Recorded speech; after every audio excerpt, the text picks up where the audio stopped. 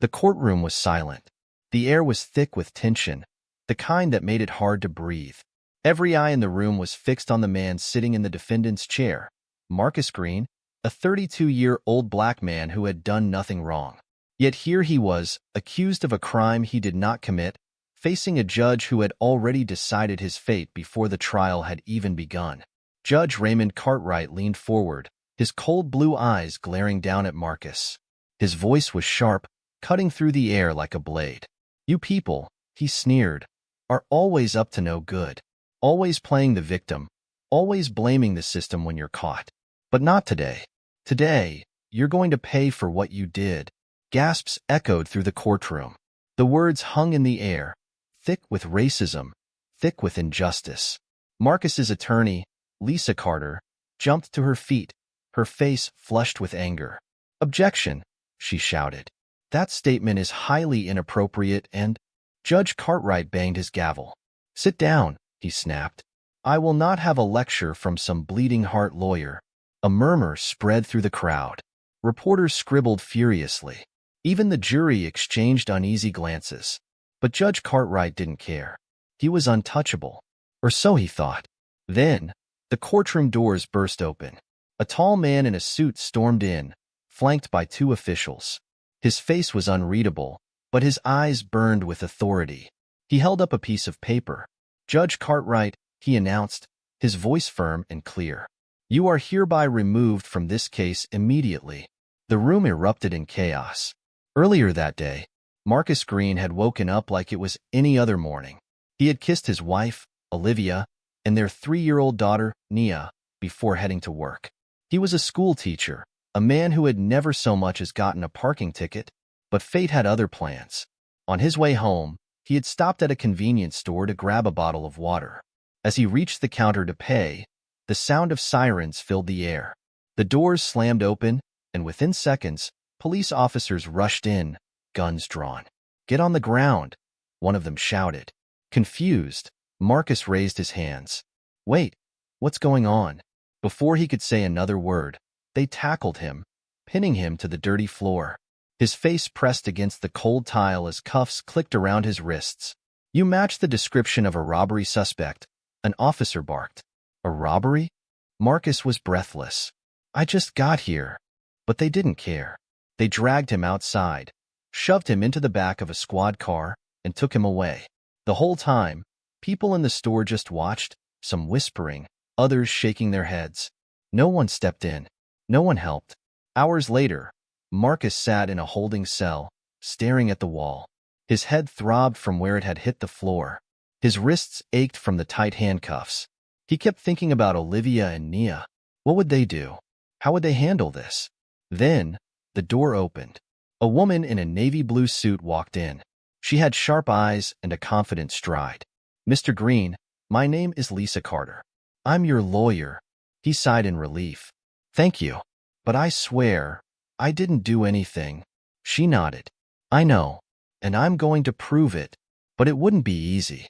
The police claimed they had video footage of the real suspect, a black man in a gray hoodie robbing a gas station 2 miles away.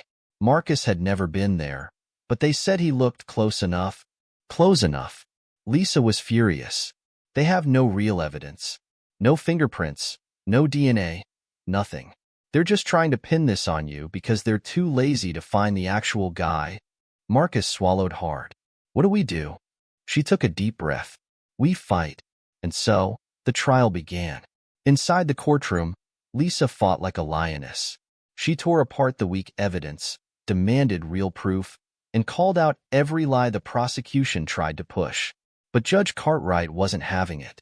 He cut her off, dismissed key evidence, and treated Marcus like he was guilty before the trial even ended. Then came the moment. The moment when Judge Cartwright let his mask slip and spat out those racist words. "You people are always up to no good." That was when the room turned against him. The whispers turned into outrage. People pulled out their phones, recording the whole thing. The courtroom doors opened, and the official stormed in, holding that piece of paper. Judge Cartwright, the man with the suit, repeated, stepping forward, "You are hereby removed from this case immediately."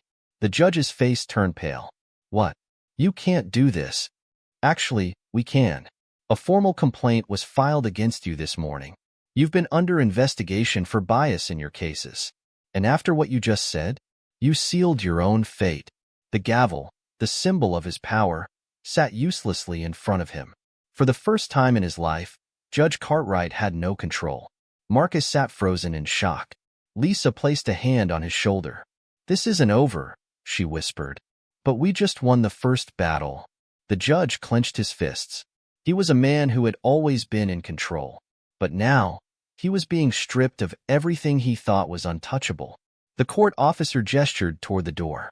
"Judge Cartwright, you need to leave the bench. Now." The once powerful man had no choice. Slowly, Judge Cartwright stood up. His hands shook. His face burned with humiliation.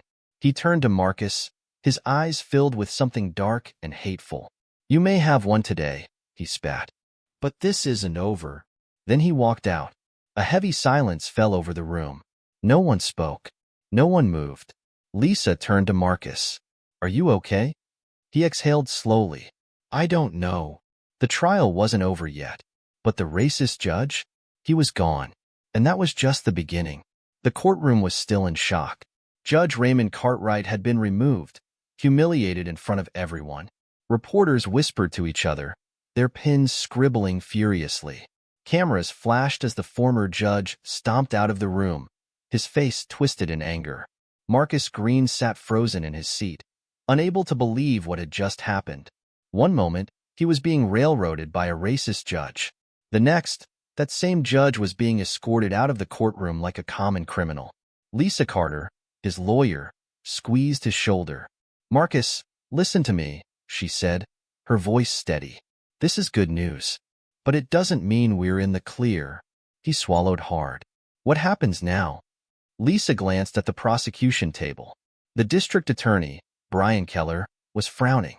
He had counted on Judge Cartwright to hand him an easy conviction. Now, that plan had fallen apart.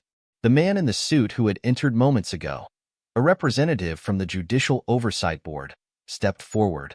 "Due to the judge's removal, the case will be reassigned. We will have a recess while arrangements are made." The gavel dropped, signaling the temporary pause. Marcus let out a shaky breath. Lisa led him out of the courtroom and into a quiet hallway. His wife, Olivia, rushed toward him, their daughter Nia clinging to her hip. "Marcus." Olivia's voice broke as she threw her arms around him. "Are you okay?" He hugged her tightly.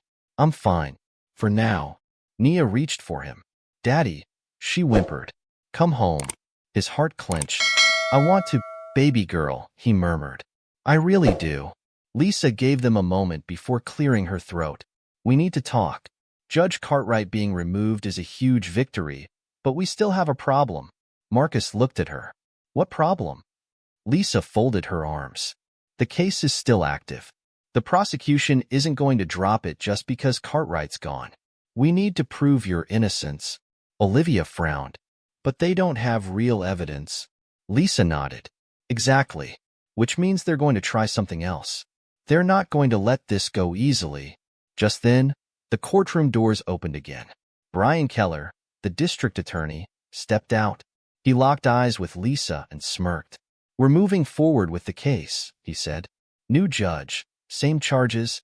Lisa narrowed her eyes. "You have nothing." He shrugged.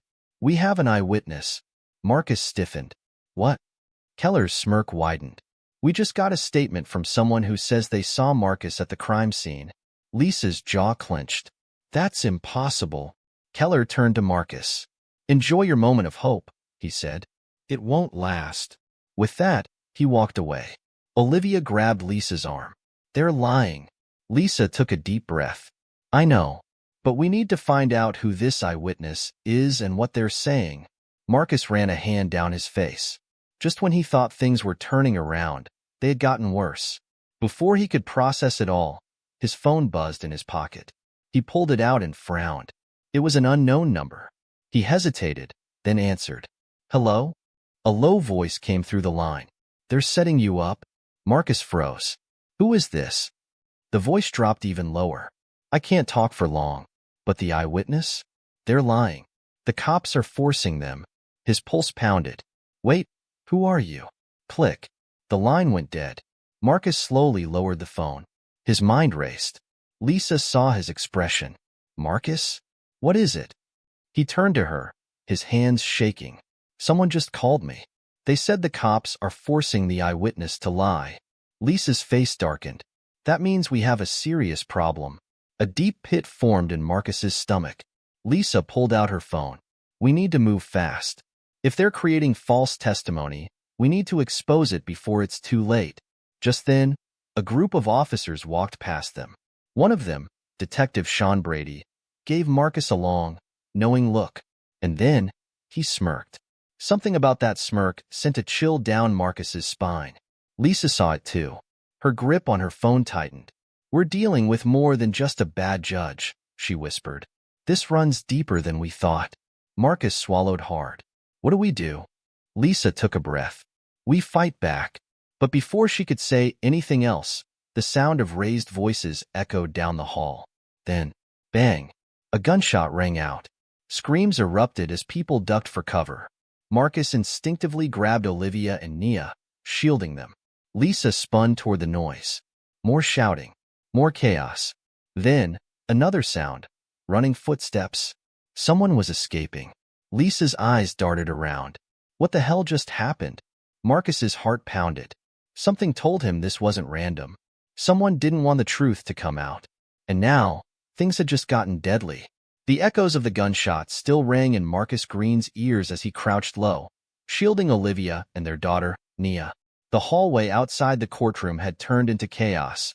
People screaming, officers shouting, and reporters scrambling to capture the moment. Lisa Carter, his lawyer, pressed herself against the wall, scanning the area. Her sharp eyes darted toward the direction of the gunfire. Stay down, she hissed. Marcus clutched Olivia's hand, his heart hammering. What was that? Who? Before he could finish his sentence, a swarm of officers stormed down the hallway, weapons drawn. Get back. Stay where you are. One of them barked, pushing people aside as they moved toward the source of the shot. Then, they saw it. A body. A man lay face down on the cold tile floor, a pool of blood spreading beneath him. Lisa moved before Marcus could stop her, rushing toward the scene. No, Lisa, wait, Marcus called, but she was already there, kneeling beside the injured man. Her breath hitched. It was a court clerk, one of the men who had worked closely with Judge Cartwright. His lips trembled as he tried to speak. His fingers twitched weakly, gripping something in his hand. Lisa reached for it, but his grip went limp. His chest stopped rising. He was dead. Marcus felt a lump in his throat. Lisa slowly opened the crumpled piece of paper the clerk had been holding. Her eyes widened. Marcus, she whispered, handing him the note. He unfolded it with shaky hands. The words scrawled on the page sent a chill down his spine. They're covering it up. You weren't supposed to be arrested. They needed someone. Cartwright was helping them. The cops know the truth. Marcus's stomach twisted.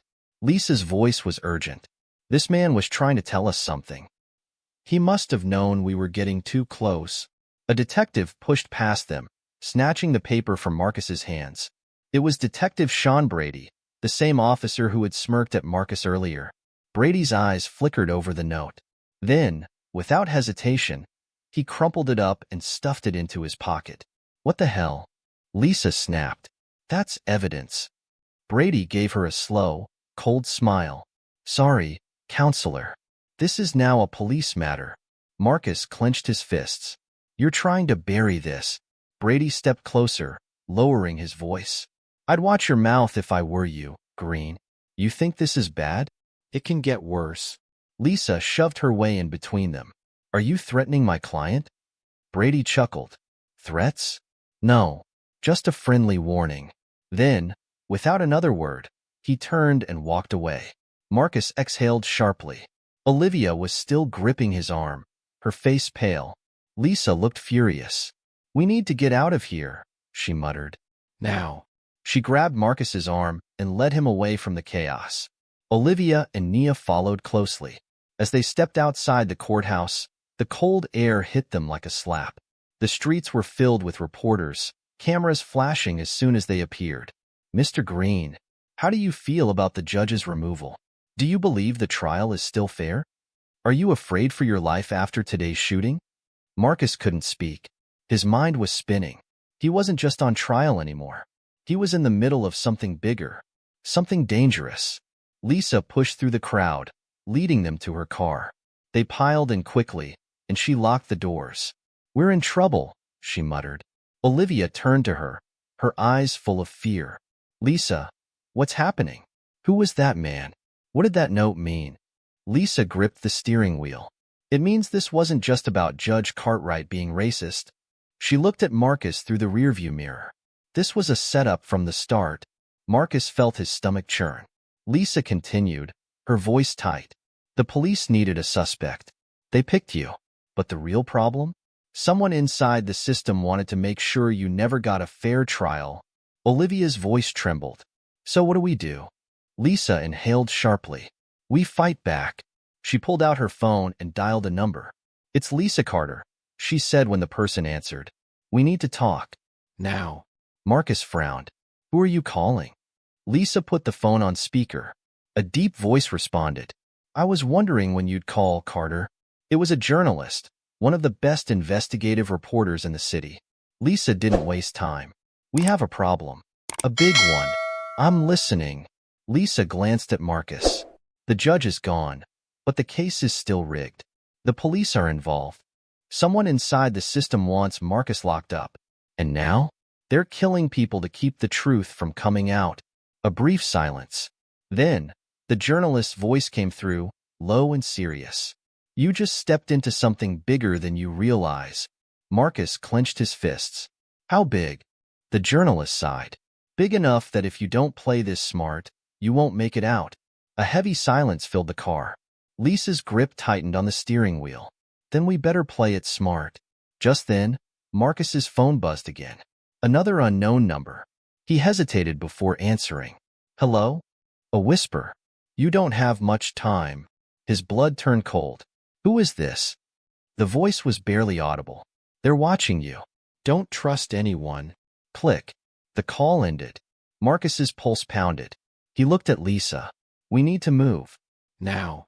Lisa nodded. "Hold on tight. This is just the beginning." As she started the engine, Marcus glanced out the window. Across the street, standing in the shadows, was a man in a dark suit. Watching him. Waiting. Marcus's breath caught in his throat as he stared at the man in the shadows across the street. He couldn't make out his face, but he knew one thing for sure. This man was watching him. Lisa followed his gaze and cursed under her breath. "We need to go. Now." She slammed her foot on the gas pedal, and the car lurched forward. Olivia clutched Nia tightly, whispering reassurances to their daughter as the vehicle sped away from the courthouse. Marcus turned in his seat, watching the figure in the rearview mirror. The man didn't move. He just stood there, unmoving, as if waiting for something. Lisa took a sharp left, weaving through traffic. "We're not going home," she announced. Olivia frowned. "Then where are we going?" Lisa kept her eyes on the road. "Somewhere safe." Marcus exhaled. "Safe?" "Lisa, they just killed a man in the courthouse. I don't think anywhere is safe." Lisa's jaw clenched. "That's why we need to move fast." She drove in silence for the next 10 minutes, making turns down side streets, checking the mirrors every few seconds. Only when she was sure they weren't being followed did she finally relax her grip on the wheel. Finally, she pulled into an underground parking garage of an old, nondescript building. "This is where we're meeting your reporter friend?" Marcus asked. Lisa nodded. "Yeah. He doesn't like meeting in public places. Too risky." They climbed out of the car. Olivia held Nia close as they followed Lisa toward an elevator in the corner. Lisa punched in a code, and the doors slid open. As soon as they stepped inside, Marcus could feel the tension in the air. The elevator took them to the 7th floor. The doors opened to reveal a dimly lit hallway. At the end of it, a man was leaning against a doorframe, arms crossed. He was tall, with graying hair and sharp blue eyes that scanned Marcus carefully. Lisa nodded toward him. "Marcus, Olivia, meet Jack Sullivan. He's an investigative journalist. And right now, he's the only person who might be able to help us." Jack didn't say anything at first. He just looked at Marcus for a long moment. Then, finally, he spoke. "You pissed off the wrong people." Marcus scoffed. "Yeah, I figured that out when they threw me in jail for something I didn't do." Jack motioned them inside. "Come in," and closed the door. Lisa stepped in first, followed by Marcus and Olivia. The room was small, cluttered with papers, laptops, and files. Jack gestured toward a table covered in documents. "I started digging into your case the second I heard Judge Cartwright was involved. Turns out, your arrest was no accident." Marcus frowned. "What do you mean?" Jack pulled out a folder and flipped it open. Inside were police reports, emails, even handwritten notes. Lisa picked one up and her face darkened. This is a setup." Jack nodded. "Someone inside the system needed a scapegoat. You were in the wrong place at the wrong time, and Cartwright was more than happy to help push you through the system." Marcus clenched his fists. "But why me?" Jack flipped another page. "That's the interesting part. See, normally, when cops frame someone, they pick someone with a record, someone they can paint as a criminal. But you're clean. A teacher. A family man. That's risky. So why take that risk?" Marcus swallowed hard. "Because they didn't plan to frame me at first, did they?" Jack's expression turned grim. "No, they were after someone else." A heavy silence filled the room. Olivia tightened her grip on Marcus's hand. "Then why didn't they go after whoever they were originally after?" Jack tapped a piece of paper on the table. "Because something went wrong. The real guy they were after disappeared, and they needed a replacement. Fast." Marcus felt his stomach turn. "So they picked me." Lisa let out a frustrated sigh. "This is bigger than I thought." Jack nodded. "And it gets worse." He turned his laptop toward them and pressed play on a video. The screen flickered, showing grainy security footage from a police station. A man, Detective Sean Brady, was sitting in an interrogation room with another man whose face was blurred out. Jack leaned forward. "Listen carefully." They all went silent as the audio played. Brady's voice came through first. "You say you saw Marcus Green at the crime scene?" The blurred-out man hesitated. I don't know. I don't think it was him." Brady's voice turned cold. "It was him." The man stammered, "But I—" Brady slammed his fist on the table. "It was him." Marcus felt his blood boil. The video ended. Lisa was already on her feet. "This is coercion. This so-called witness didn't even identify Marcus, and Brady forced him to." Jack nodded. "Exactly. And if this gets out, it could blow the case wide open." Marcus exhaled. "Then we need to get it out." Jack shook his head. "It's not that simple. This is just one piece of the puzzle. If we release it now, they'll discredit it. They'll say it was taken out of context, that it doesn't prove anything. We need more." Olivia spoke up, her voice shaky. "And how do we get more?" Jack hesitated. "We go after the source." Lisa frowned. "Brady." Jack nodded. "If we can get to him, we can get to the truth." Marcus's heart pounded. This was dangerous. Detective Brady wasn't just a cop. He was someone who played dirty, who was willing to frame an innocent man. And now, they were talking about going after him? Lisa met his gaze. "I know this is a risk, but if we don't do this, you could still go to prison. And after today's shooting, we know they won't stop at just framing you." Marcus swallowed hard. "They'll kill me if they have to." Jack's voice was grim. "Exactly." A silence filled the room. Then, Lisa squared her shoulders. "Then we make the first move." Jack smirked. "I was hoping you'd say that." But before anyone could say another word, boom, an explosion rocked the building. The windows shattered. Papers flew into the air.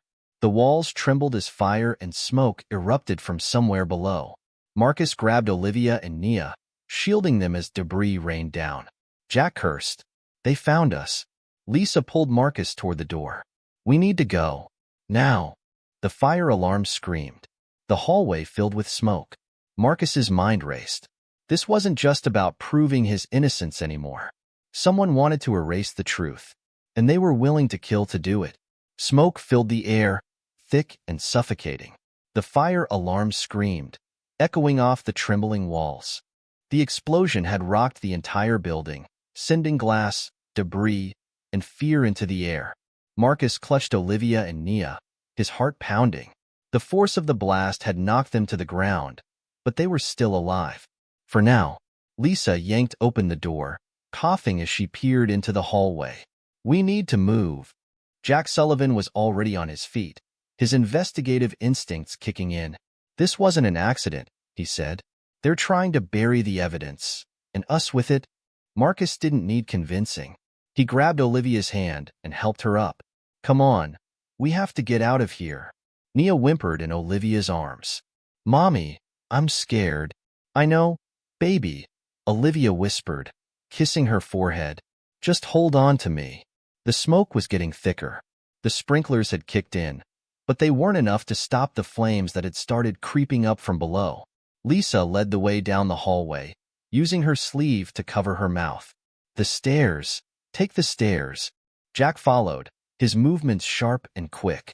"If they planted a bomb, they're probably watching to see if we survived." Marcus clenched his jaw. "Then we don't give them a second chance." They rushed down the stairwell, the metal railing hot under their touch. Every few steps, the building shuddered again, as if the structure itself was trying to collapse under the weight of the explosion. They reached the ground floor and pushed through the emergency exit, stumbling into the alley behind the building. For a moment, the fresh air felt like salvation. Then, tires screeched. A black SUV came roaring down the alley toward them. Lisa's eyes widened. "Run." Marcus didn't hesitate. He grabbed Olivia's hand and bolted, his legs burning as they sprinted toward the open street. Jack and Lisa followed, but the SUV was gaining on them. The tinted window rolled down. A gun barrel appeared. Pop, pop, pop. Gunshots exploded in the air. Bullets slammed into the pavement just inches away. Marcus pushed Olivia and Nia behind a dumpster as Lisa and Jack dived behind a parked car. More shots rang out, sparks flying as they ricocheted off metal and concrete. Jack pulled out a pistol from his waistband, returning fire. "We can't stay here," he yelled. Lisa pulled out her phone. "I'm calling for backup." Marcus turned to Olivia, his voice urgent. "Are you okay?" She nodded, clutching Nia tightly. "We can't let them get away with this." Marcus's blood boiled. First, they framed him. Then, they tried to kill him in court. And now, they had just bombed a building to erase evidence. This wasn't just about his freedom anymore. This was war. The gunfire stopped. The SUV screeched to a halt. Then, the door swung open. A man stepped out. Detective Sean Brady. His smirk was gone. His eyes were cold, calculating. "You should have stayed quiet, Green." Lisa narrowed her eyes. "Brady, you're insane." Brady chuckled, spinning the gun in his hand. "You don't get it, do you? You're messing with something bigger than a simple case. You're in the middle of something you can't control." Marcus stepped forward, fists clenched. "You framed me. You knew I was innocent." Brady shrugged. "Of course I did." He tilted his head. "But we needed someone. And you? You were perfect." Marcus's chest heaved. "Why?" Brady sighed like he was talking to a child. "Because the real guy, our actual suspect, disappeared. Someone higher up needed this case closed fast. So, we made sure it happened." Lisa's hands shook with anger. "And you think you can just get away with it?" Brady grinned. "I already have." Then, more sirens. Squad cars came screeching down the street, flashing lights bouncing off the buildings. Officers spilled out, weapons drawn. Brady's smirk faded. "Damn it." Lisa stepped forward. "It's over, Brady." But Brady wasn't done. He turned the gun toward Marcus. "Or maybe," he sneered, "I can still fix this." Time slowed. Marcus saw the trigger move. He had no gun, no defense. Then, bang, Brady staggered back. Blood bloomed across his chest. Jack stood behind him, gun still aimed, his face like stone. Brady gasped, eyes wide. He stumbled, tried to speak, then collapsed. Silence. Marcus exhaled sharply. Lisa grabbed her knees, shaking. Olivia held Nia closer, shielding her eyes. Officers rushed forward, surrounding Brady's body. One of them knelt down, checking his pulse. "Still alive," the officer said. Jack holstered his gun. "Good. Let him rot in a cell." Another officer turned to Marcus. Mr. Green, you're coming with us. Marcus tensed. What? I didn't do anything. Lisa jumped in. He's not under arrest. You just saw what happened. The officer hesitated. Then, his radio crackled. A voice came through. We have new evidence. The case against Marcus Green has collapsed. Marcus blinked. What? Lisa's phone buzzed. She checked it, then smiled. Jack, she said, turning to the journalist. You uploaded the video, didn't you? Jack smirked. It's all over the news. Marcus's heart pounded as the realization hit him. It was over. He was free. He sank to his knees, overwhelmed. Olivia was beside him in an instant, wrapping her arms around him, tears streaming down her face. Nia buried her face in his chest. Daddy, can we go home now? Marcus laughed, his eyes wet. Yeah, baby. We're going home. Lisa grinned. They won't be able to cover this up. Cartwright's gone. Brady's exposed. And everyone knows the truth now. Jack crossed his arms. Justice takes time. But sometimes it actually happens. The officers stepped back, lowering their weapons. The tension in the air slowly dissolved. Marcus stood, holding Olivia's hand tight. He looked up at the night sky, finally breathing freely. After everything, he had won. The nightmare was over. Or so he thought. Because just as he turned toward the car, ready to leave this all behind, his phone buzzed. A text message. From an unknown number. This isn't over. You were never supposed to walk free. And now you'll regret it. Marcus's blood ran cold. Lisa saw his face. Marcus? What is it? He showed her the message. Her face darkened. Jack let out a slow breath. Looks like someone else doesn't want this story to end. Marcus's jaw tightened. The battle had been won. But the war?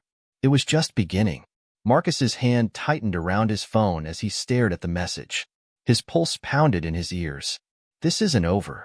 You were never supposed to walk free. And now you'll regret it. Lisa read the message over his shoulder, her expression shifting from relief to anger. Damn it, she muttered. I knew this was bigger than Brady. Jack Sullivan, the journalist, exhaled sharply. Of course it is. Brady was just a pawn. The real people behind this? They're still out there. Marcus swallowed hard.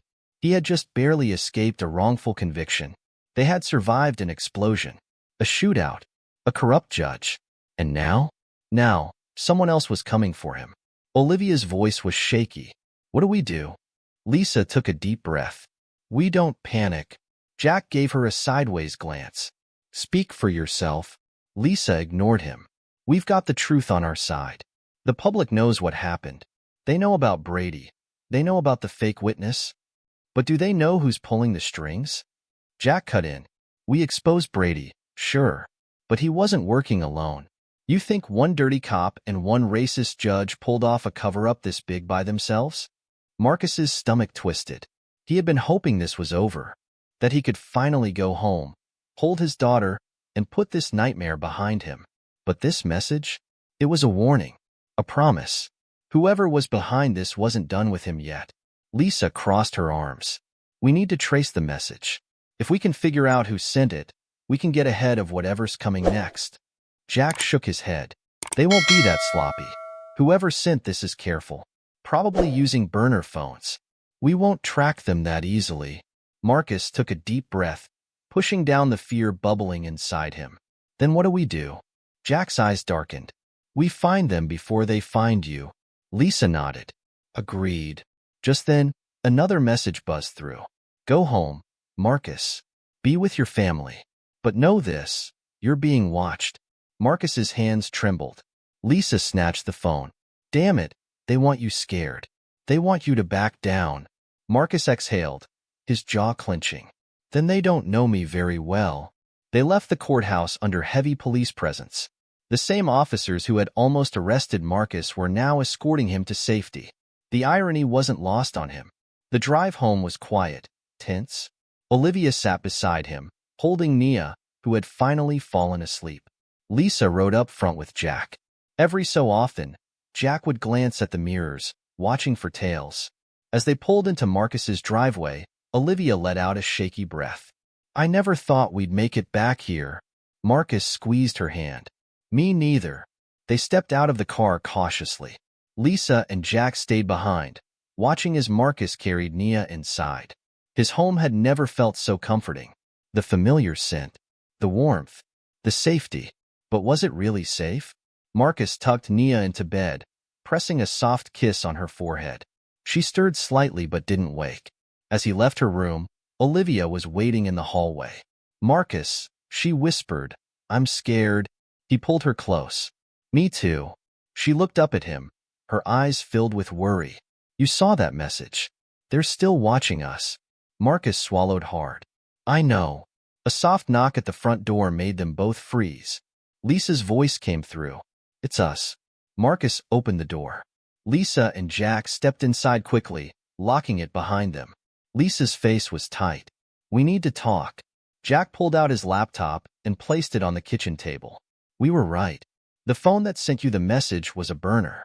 No way to trace it. Olivia's hands balled into fists. So we don't know who's behind this? Jack glanced at Lisa, his expression grim. Lisa sighed. Not yet. But we do have something. She placed a folder on the table.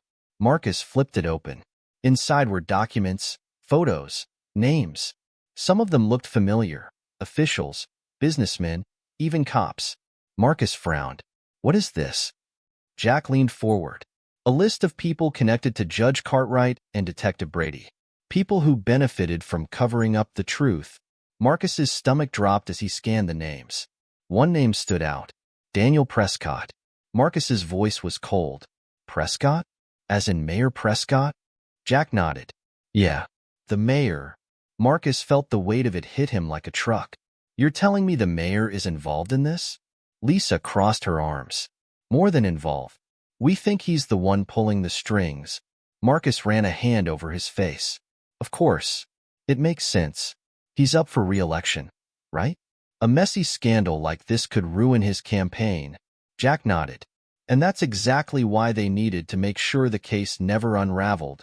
Marcus exhaled sharply. So what do we do? Jack smirked. We take the fight to him. Lisa raised an eyebrow. Care to elaborate? Jack leaned forward. Prescott thinks he's untouchable. He's careful, but not perfect. If we can connect him directly to the cover-up, emails, phone records, anything, we can expose him. Olivia looked uneasy. But how do we do that? Lisa's face darkened. We go inside. Marcus frowned. Inside what? Jack grinned. City Hall. Marcus's eyes widened. You want to break into the mayor's office? Jack shrugged. Not break in. Just sneak in. Lisa sighed. Jack, this is insane. Jack raised an eyebrow. You got a better idea? Lisa hesitated. Marcus took a deep breath. Let's do it. Olivia's eyes widened. Marcus. He turned to her, his jaw set. They tried to ruin my life. They almost took me away from you and Nia. They killed people to keep this quiet. I won't let them win. Jack clapped his hands. That's the spirit. Lisa rubbed her temples. I can't believe I'm agreeing to this. Jack grinned. Well, you are. Marcus looked at Olivia. Trust me. She searched his face for a long moment, then slowly nodded. Just promise me you'll come back. He pulled her into his arms. I promise. Jack stood up. All right, team. We have one shot at this. Lisa exhaled. Then let's make it count. The plan was set. Tomorrow night, they were going into City Hall. And if everything went right, the truth would finally come out. The plan was simple, at least on paper. Lisa, Jack, and Marcus would infiltrate City Hall under the guise of a late-night legal consultation. Lisa, being a well-known lawyer, could request access to certain records, giving them an excuse to be inside the building. Jack, with his connections, could manipulate the system to bypass some security measures. Marcus? He would be the lookout, and the one to grab anything incriminating if they found it. But even the best plans had risks. The biggest problem? Mayor Daniel Prescott had power. If they got caught snooping around his office, they wouldn't just be arrested. They'd disappear. Lisa had said it best before they left. We do this, there's no turning back. And Marcus had made his choice. 9:42 p.m., City Hall. The building loomed ahead, its massive columns casting long shadows under the streetlights. Official-looking security guards patrolled the entrance, their expressions cold and unreadable. Lisa adjusted her blazer and led the way toward the doors. Jack and Marcus followed close behind. As they approached, a guard stepped in front of them. Buildings closed for the night. Lisa didn't hesitate. I have an appointment with the Legal Archives Department. Special authorization. The guard frowned. At this hour? Lisa sighed. It's a time-sensitive case. Judge's orders. Jack, ever the charmer, flashed a polite smile. You know how it is with the legal system. Everything's urgent. The guard studied them for a moment. Then, with a grunt, he stepped aside. Make it quick.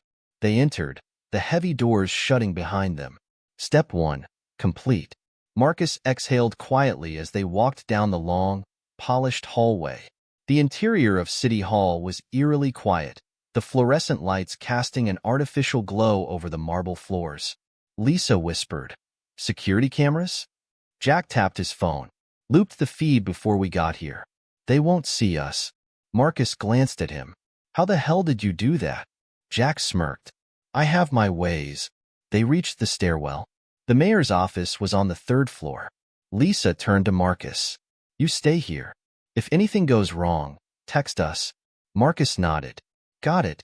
Lisa and Jack disappeared up the stairs, leaving Marcus standing in the dimly lit hallway. His heart pounded. He wasn't afraid of breaking into an office. He was afraid of what they might find. 10:03 p.m., the mayor's office. Lisa and Jack stood in front of the thick oak door. Jack pulled out a small device, plugging it into the electronic lock.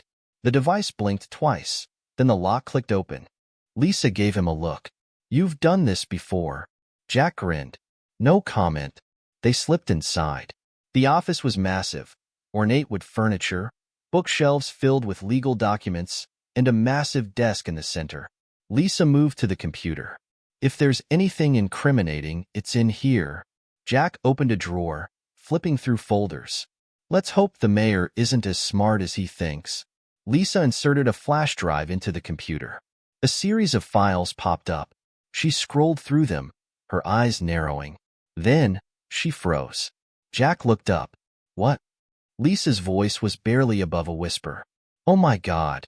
Jack rushed to her side. On the screen was a series of emails, communications between Mayor Prescott, Judge Cartwright, and Detective Brady. One email, in bold, stood out. "We need this case closed. Find someone. I don't care who. Just make sure it sticks." Jack exhaled. "We got him." Lisa clicked another email. It was dated the day before Marcus's arrest. "Brady, we have a candidate. Name's Marcus Green. Clean record, but fits the profile. Shouldn't be a problem. Prescott. Then make it happen." Lisa turned to Jack, her face pale. They didn't just frame Marcus. They chose him. Jack clenched his jaw. "And now we have the proof." Lisa copied everything onto the flash drive. They had what they needed. They were about to leave when, click, the door swung open. Marcus's breath caught as he watched from the security feed on his phone. A man stepped inside, a gun in his hand. It was Mayor Prescott. Lisa and Jack froze. Prescott smirked. "I was wondering when you'd show up." Lisa's grip tightened around the flash drive. "You're finished, Prescott." The mayor chuckled. "You think a few emails are going to bring me down? You don't understand how this works." Jack scoffed. "Enlighten us." Prescott took a slow step forward. "People like me, we don't get caught. We own the system. And you?" He glanced at Lisa. "You're just a lawyer. A good one, sure. But replaceable." He turned to Jack. "And you're a reporter. Who's going to believe you?" Jack smirked. "The entire damn country when this drops." Prescott sighed. "See, that's a problem." He raised the gun. Marcus's heart pounded. He typed furiously on his phone. "Me, get out now." Lisa's phone buzzed. She read the message, then met Prescott's gaze. "You won't shoot us," she said. "You're a politician. You don't get your hands dirty." Prescott smirked. "True." Then, a second man stepped into the office. Detective Sean Brady. Jack's eyes widened. "Oh, come on. Didn't you die already?" Brady grinned. "Surprised?" Lisa's breath caught. You were shot. Brady lifted his shirt, revealing a bulletproof vest. Took the hit, played dead. Gotta give Jack credit. He's a good shot. Marcus was already running. He bolted up the stairwell, his heart pounding. Lisa clenched her fists. If you kill us, everyone will know. Prescott chuckled. That's the thing, Lisa. No one will find your bodies. Brady cocked his gun. Lisa and Jack tensed. Then, bam! The office door slammed open. Marcus charged in, tackling Brady to the ground. The gun went off, the bullet missing Jack by inches. Lisa ducked, grabbing the flash drive. We need to move. Jack kicked the mayor's desk, sending papers flying. Marcus, let's go. Brady swung wildly, but Marcus landed a punch straight to his jaw. The detective hit the floor, groaning. Prescott reached for a gun, but Lisa was faster. She grabbed a paperweight and smashed it against his wrist. The gun skidded across the floor. Jack snatched it up. Not today, Mayor. Lisa grabbed Marcus's arm. Time to go. They bolted out of the office. Behind them, Brady groaned, reaching for his radio. This isn't over. Prescott roared. Marcus didn't look back. They sprinted down the stairwell. Lisa clutched the flash drive, her face determined. We have what we need, she panted. Now we expose them. Jack nodded. But we need to move fast. Because if we don't... A loud alarm blared through the building. Jack cursed. They locked down City Hall. Marcus's eyes widened. We're trapped. The walls seemed to close in. They had the truth. But now? They had to survive long enough to share it. The deafening alarm echoed through City Hall. Marcus's breath came in short, sharp bursts as he, Lisa, and Jack raced down the stairwell. Footsteps thundered above them. Security guards and police officers responding to the lockdown. Lisa clutched the flash drive tightly. We need to get out before they trap us inside. Jack cursed. Too late for that. At the bottom of the stairwell, a steel security gate had slammed down, blocking their exit. The metal bars gleamed under the fluorescent lights. Marcus tried pulling at it, but it wouldn't budge. Damn it. We're locked in. Lisa spun around, scanning the area. There has to be another way out. Jack ran to a panel on the wall, inspecting the controls. I can override this, but I need time. Lisa checked her watch. We don't have time. Marcus turned toward the stairwell door. Then we fight. The sound of rushing footsteps grew louder. Armed guards were coming. Jack pulled a screwdriver from his pocket. Fine. Buy me a few minutes. Marcus took a deep breath, planting his feet. Lisa, standing beside him, clenched her fists. The door slammed open. Two security officers rushed in, guns drawn. Hands up, one of them shouted. Marcus didn't hesitate. He grabbed a fire extinguisher from the wall and hurled it at the guards. Bam! The extinguisher smashed into one guard's chest, sending him stumbling back. The other one fired. Pop! The bullet whizzed past Marcus's ear. Lisa lunged, grabbing a chair and slamming it into the second guard's legs. He crumpled to the floor, groaning. Jack worked furiously on the panel. Almost there. More guards were coming. Marcus turned to Lisa. We need weapons. Lisa grabbed one of the dropped pistols from the floor, checking the ammo. Got one. Marcus picked up the other gun. His hands steady despite the adrenaline coursing through his veins. The stairwell door burst open again. Two more guards. Lisa fired first. Bang! A warning shot, hitting the wall just inches from the guards. They hesitated. Marcus took a step forward, his voice cold. Walk away. The guards exchanged glances. One took a step back, but the other reached for his radio. Lisa knocked it out of his hand. No calls. Jack cursed. Hurry up, people. I got it. The security gate groaned and lifted. Marcus grabbed Lisa's arm. Move. They ducked under the rising gate, sprinting through the hallway.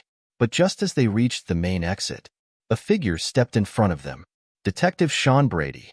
Blood still stained his shirt from where Marcus had punched him earlier. His gun was already raised. I told you, Brady sneered. This isn't over. Lisa raised her gun. Move. Brady chuckled. You're not shooting me, Carter.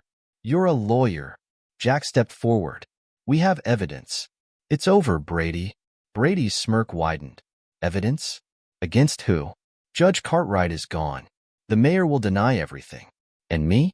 I'll be back on duty before you even upload your little files. Marcus gritted his teeth. Brady wasn't afraid. He thought he was untouchable. Marcus raised his gun. Then maybe we fix that. Brady's smirk faded. You wouldn't. Marcus stepped closer. Try me.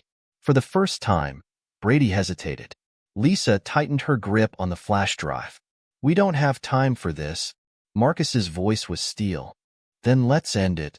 Before Brady could react, Marcus lunged forward, knocking the gun away. The weapon clattered to the ground. Brady swung a punch. Marcus dodged. He grabbed Brady's arm, twisted it, and crack. Brady screamed as his shoulder dislocated.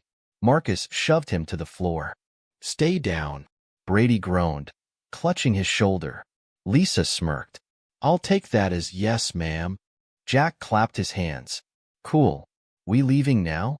Marcus turned toward the main doors. Yeah. They sprinted outside, finally free. But as they reached Lisa's car, a black SUV screeched to a stop in front of them. Marcus's stomach dropped. The back door swung open, and stepping out, Mayor Daniel Prescott, flanked by two heavily armed men. Prescott's face was calm, but his eyes burned with fury. You've made a terrible mistake. Lisa clutched the flash drive. No, you did. Prescott sighed. It didn't have to be this way. Marcus stepped forward. You framed me. You nearly ruined my life.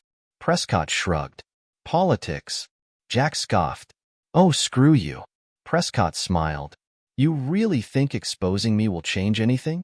Lisa narrowed her eyes. Yes. Prescott gestured to his men. Take them.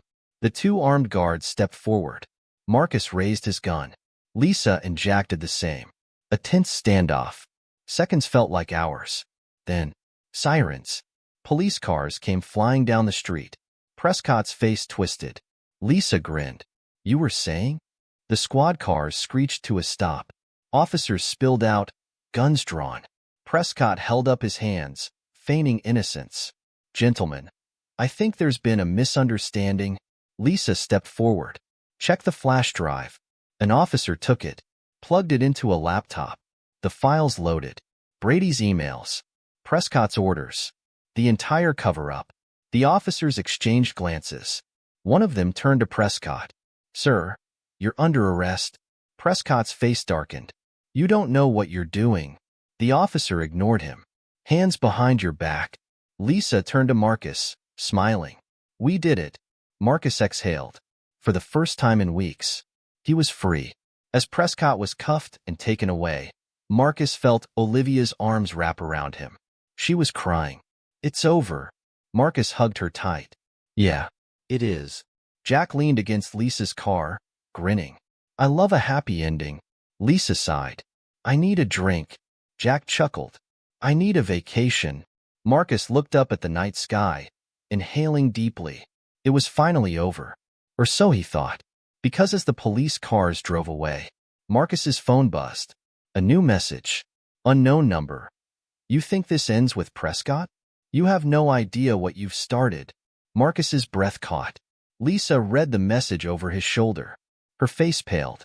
Jack let out a slow whistle. Well, that's not good. Marcus clenched his jaw.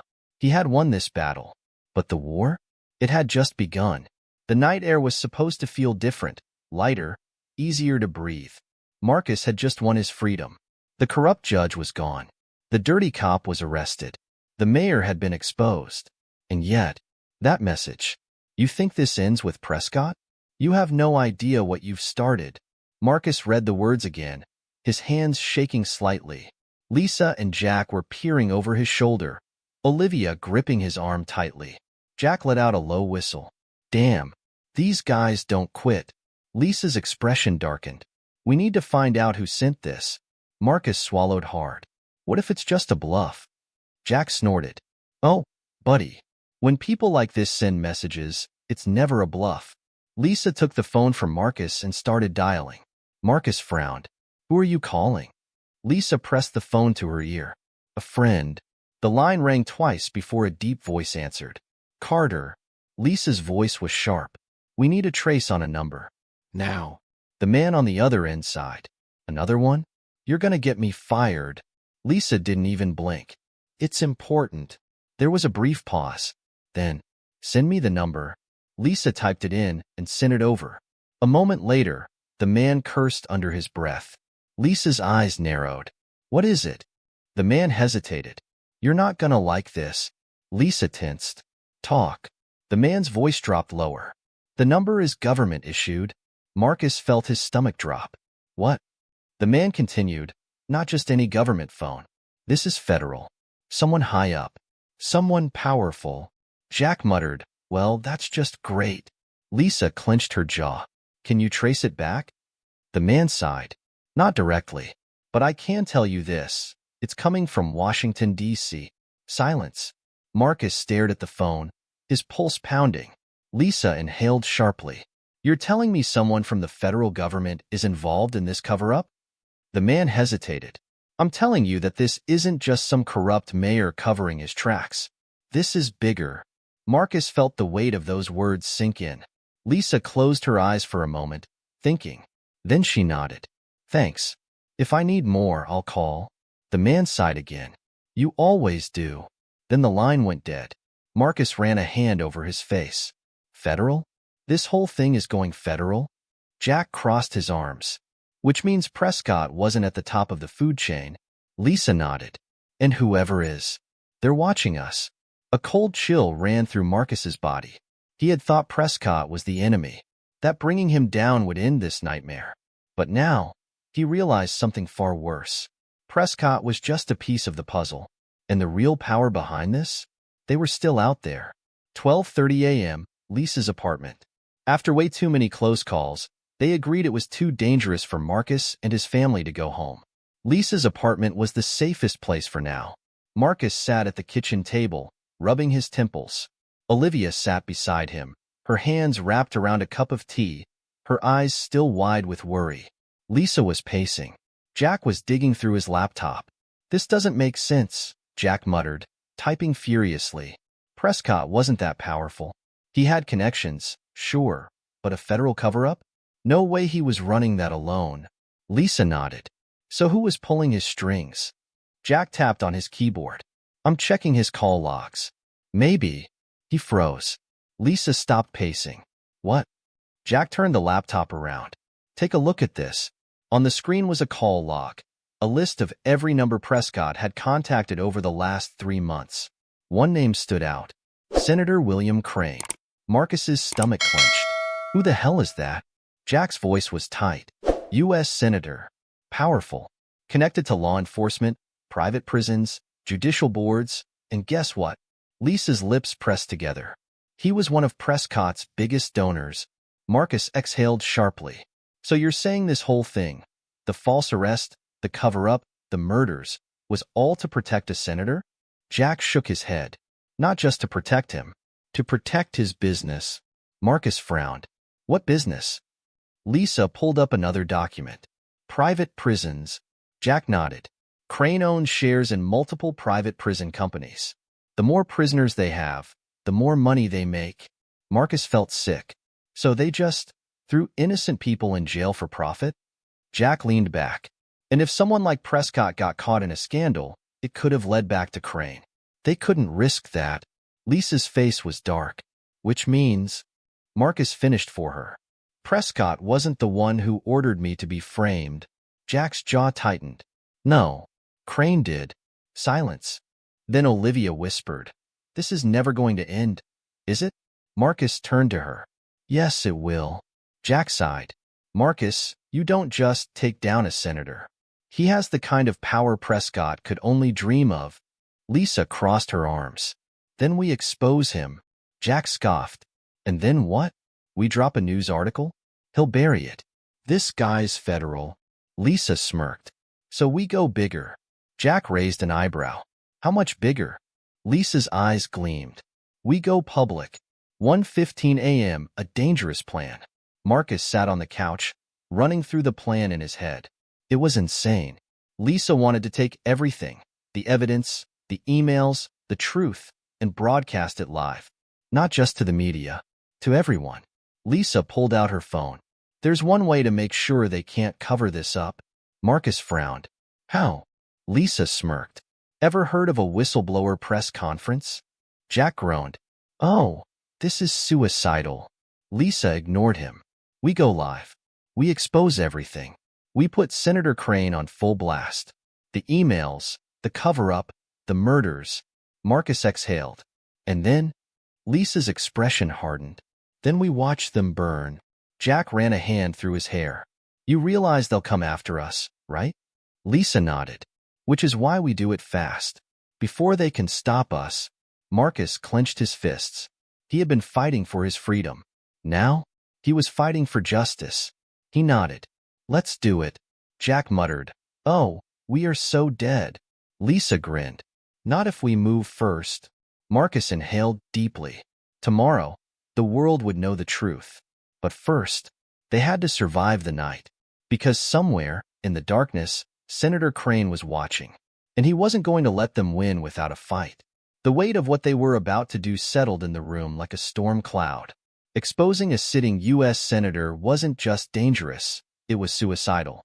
If Crane had the power to orchestrate Marcus's arrest, silence witnesses, and keep the system in his pocket, then calling him out publicly would be like painting a target on their backs.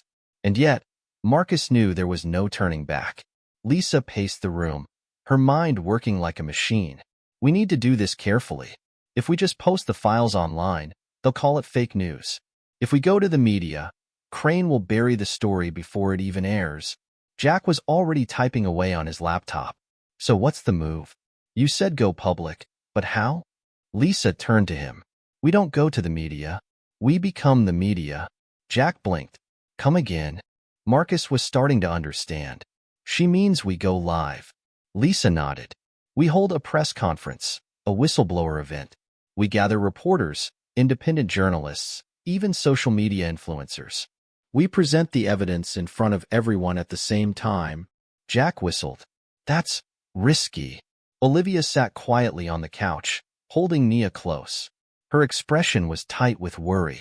What if they stop you before you can speak? Lisa hesitated. That's the biggest risk. If Crane knows what we're about to do, he'll do anything to stop us. Jack leaned back. Then we make sure he doesn't know until it's too late. Marcus glanced at Lisa. How soon can we set it up? Lisa checked her phone. I have contacts. I can pull strings. If we move fast, we can do it tomorrow. Jack groaned. You just love playing with fire, don't you? Lisa smirked. Only when the fire's pointed at the bad guys. Jack sighed. All right then. Let's burn the house down. 3 a.m., a shadow in the dark.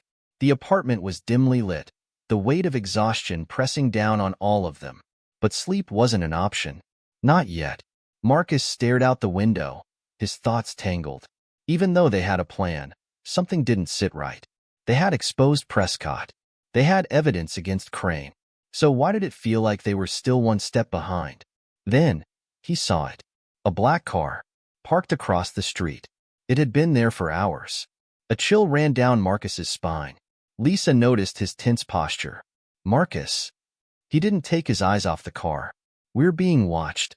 Jack grabbed his laptop, quickly pulling up a nearby security camera feed. Yeah, that's not normal. That car hasn't moved since we got here. Lisa cursed under her breath. Damn it. They already found us. Olivia clutched Nia tighter. We're not safe here, are we? Marcus turned away from the window. No. Lisa nodded. We need to move. Now. Jack shut his laptop. Where? Lisa pulled out her phone and made a quick call. After a moment, she spoke in a hushed voice. We need a safe house. Something off-grid. A few seconds passed, then a voice on the other end responded. Lisa's expression softened with relief. We'll be there in an hour. She hung up and turned to the group. Pack what you need. We're leaving. Marcus grabbed Olivia's hand. We'll be okay. She searched his face. Promise me? Marcus swallowed hard. I promise. 4:15 a.m. on the run. The night was eerily quiet as they loaded into Lisa's car. Jack drove, while Lisa sat in the passenger seat, checking their route. Marcus sat in the back with Olivia and Nia. His daughter was asleep in her mother's arms, her small breaths steady against the chaos around them. As they pulled onto the highway, Marcus glanced behind them. The black car was gone. But that didn't mean they weren't still being followed. Lisa turned in her seat. Jack, take the long route. If they're tracking us, we need to lose them. Jack nodded. Already on it. They drove in silence for nearly an hour, taking back roads and side streets, twisting through unfamiliar neighborhoods until even Marcus lost track of where they were. Finally, Lisa pointed to a narrow driveway leading into a wooded area. Turn here. Jack pulled into the dirt road, following it until they reached an old, run-down cabin. Marcus frowned. This is the safe house? Lisa shrugged. Don't judge a book by its cover. She knocked twice on the wooden door. After a few seconds, it creaked open. A large man stood in the doorway, bald, scarred, and wearing a military vest. His piercing eyes locked onto Marcus immediately. Jack groaned. Oh, great. You called him? The man smirked. Jack, still getting into trouble? Lisa stepped inside. Marcus, Olivia, meet Elias Shaw. He's former military. Runs off-grid operations. Marcus stepped forward. You trust him? Lisa hesitated, then nodded. With my life. Elias stepped aside. Then come in. Before they find you. Marcus exchanged a glance with Olivia. Then, gripping her hand tightly, they stepped inside. 5:30 a.m., preparing for war. Inside the safe house, Elias wasted no time. He tossed a burner phone onto the table. Use that if you need to contact anyone. Your regular phones are probably compromised. Lisa grabbed it. Good. Elias folded his arms. Lisa told me what you're planning. It's a bad idea. Jack scoffed. Well, thanks for the optimism. Elias ignored him. Crane is dangerous. He doesn't operate alone. He has people. Powerful people. Marcus squared his shoulders. And Elias studied him, then nodded approvingly. And if you're serious about this, I'll help. Lisa smirked. Knew you would. Elias sighed. You'll need security for this press conference. Crane won't let you speak freely. He'll try to stop you before you ever step in front of a camera. Marcus nodded. Then we stop him first. Jack raised an eyebrow. How? Elias opened a hidden panel in the wall. Inside, a stockpile of weapons. Lisa blinked. You keep all this in a cabin? Elias smirked. Old habits. Jack ran a hand through his hair. Well, this just got interesting. Marcus exhaled. We do this fast. Tomorrow morning, we go live. Lisa grabbed the flash drive. We drop the truth. And then? Marcus's expression hardened. Then we fight like hell to stay alive. 6:45 a.m. Meanwhile, across the city, in a dark office, a phone buzzed. A man in a black suit picked it up. A cold voice spoke on the other end. They're planning to expose everything. Take care of it. The man in the suit nodded.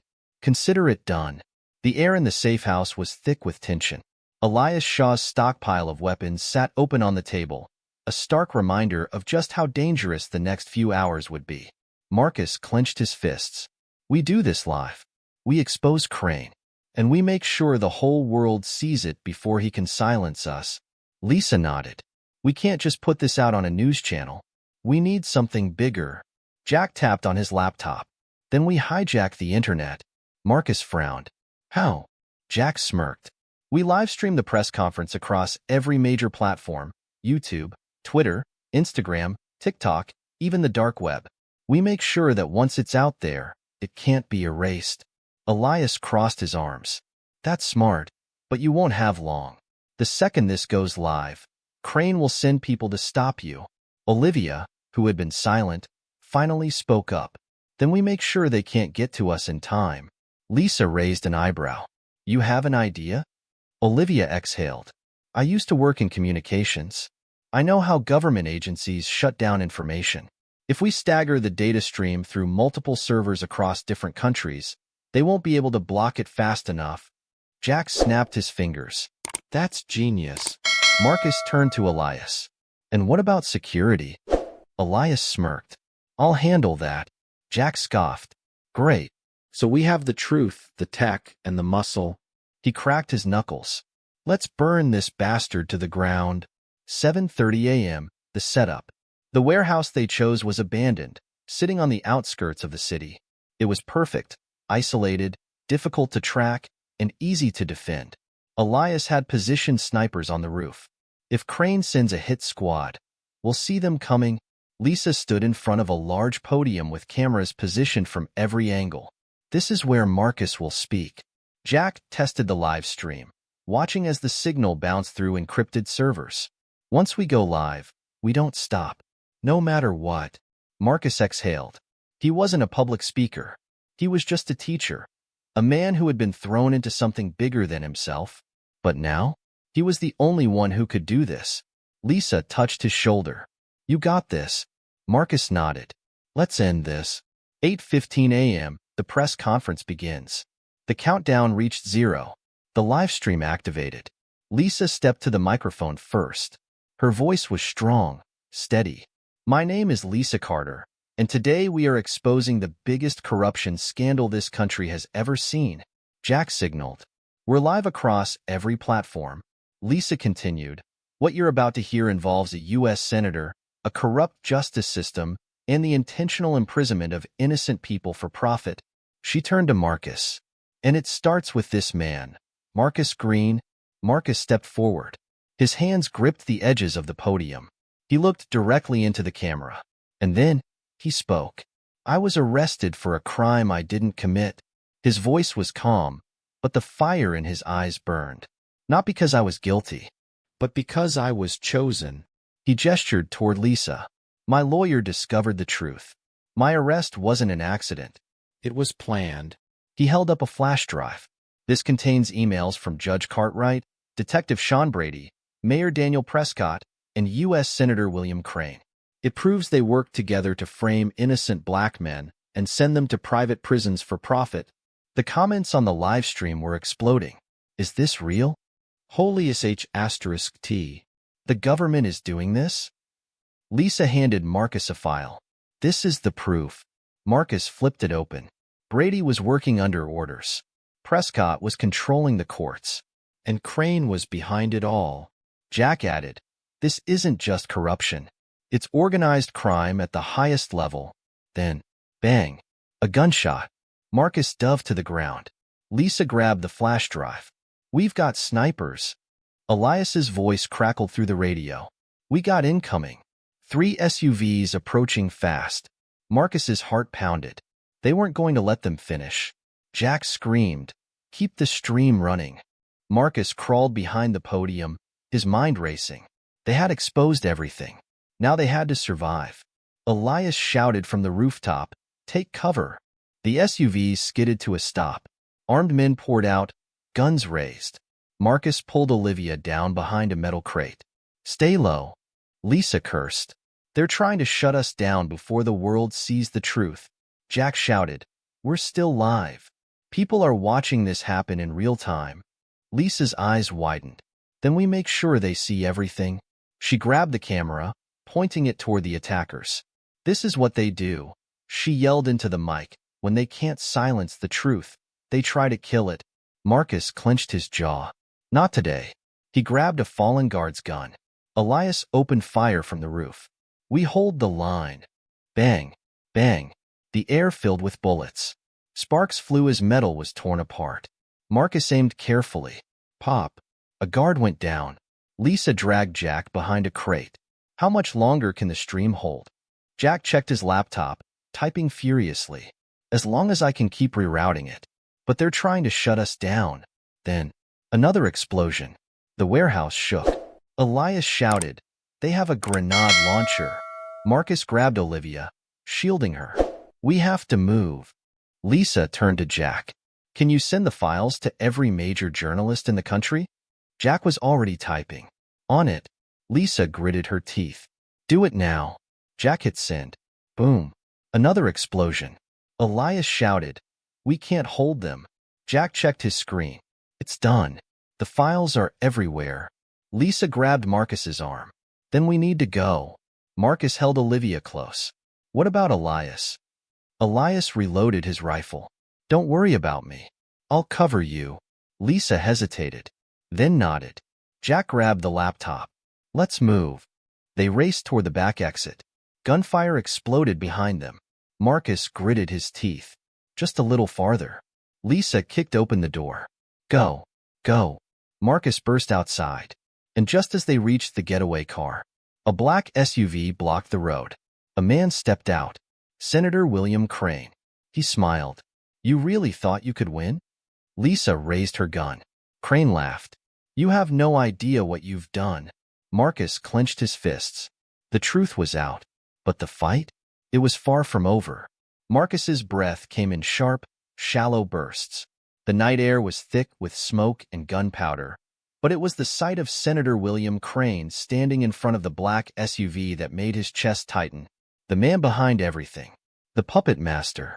The one who had orchestrated Marcus's arrest, framed him, and nearly destroyed his life. And now? He was standing just 10 feet away. Lisa had her gun raised. Elias was still firing from the warehouse rooftop, covering them. Jack had the laptop clutched in his hands, his face pale. Olivia held Nia close, shielding their daughter from the chaos. Crane's smile never faded. You really thought you could win? He asked, voice smooth as silk. Lisa took a step forward. We already did. The files are out. You're finished.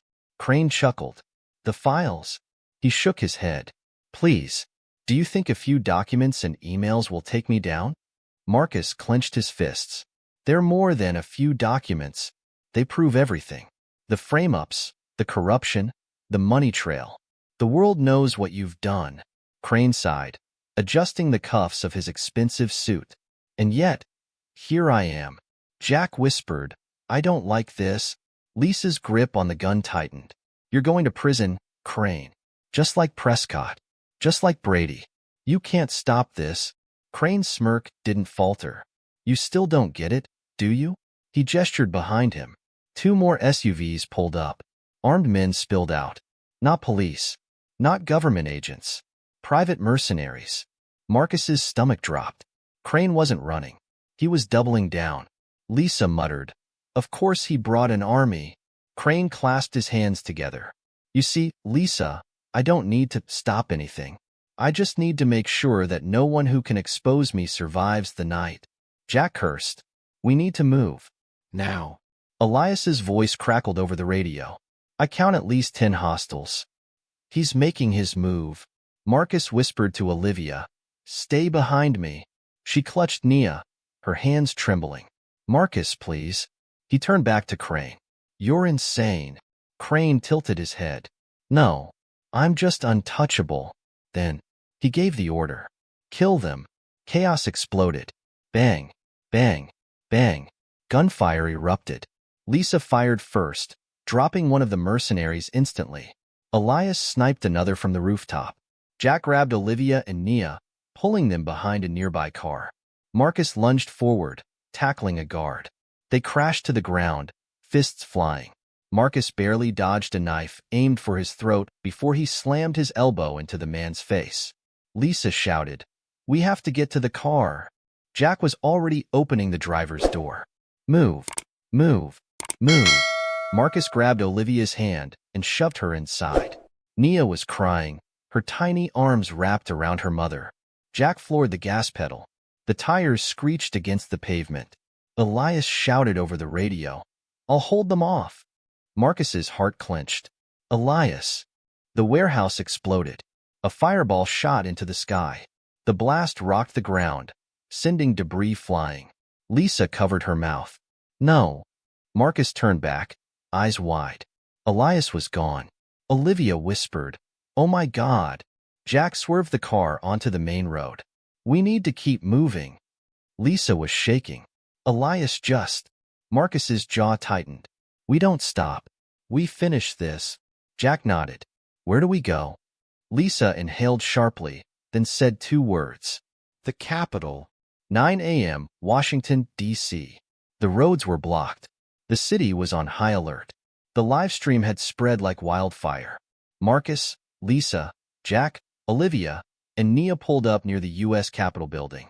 Jack checked his phone. Social media is blowing up. Protesters are gathering. People are demanding Crane's arrest. Lisa exhaled. Then we make sure they hear the rest. They stepped out of the car. The streets were packed with reporters, activists, and onlookers. They were waiting. Marcus glanced at Olivia and Nia. "Stay close." She nodded, gripping his hand. Lisa led them toward the Capitol steps. Jack whispered, "I really hope this works." Then, sirens. Police cars screeched to a stop. Officers jumped out, guns drawn. Lisa raised her hands. "We're here to testify. We have evidence." Then, another convoy arrived.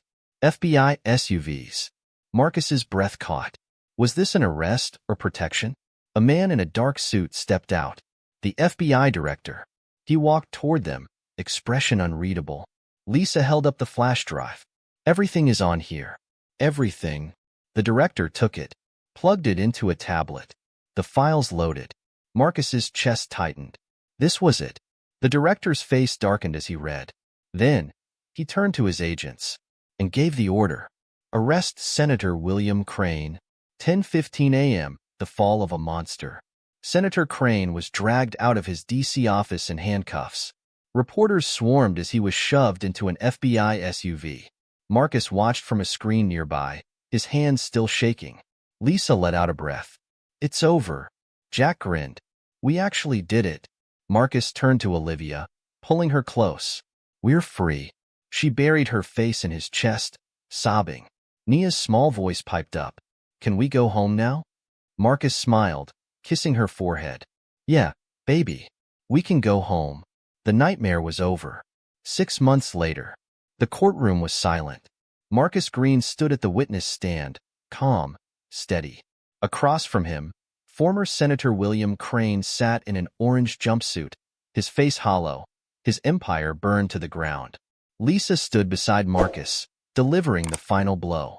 "This country is built on justice," she said, her voice unwavering. "And today, justice is being served." The judge banged the gavel. "Guilty on all counts."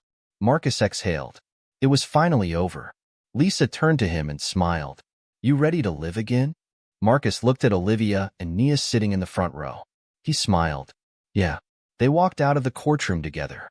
Free. Finally free.